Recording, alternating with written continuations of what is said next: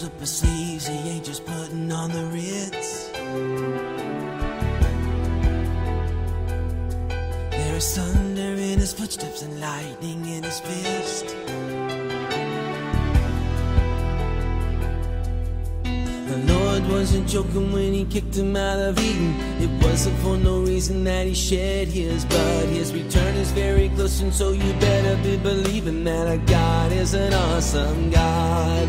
Our God is an awesome God. He reigns from heaven above with wisdom, power, and love. Our God is an awesome God.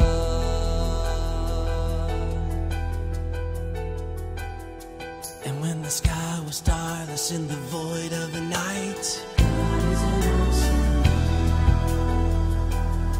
He spoke into the darkness and created the light. God is an awesome God.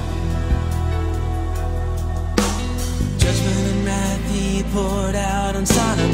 Mercy and grace he gave us at the cross. I hope that we have not too quickly forgotten that our God is an awesome God.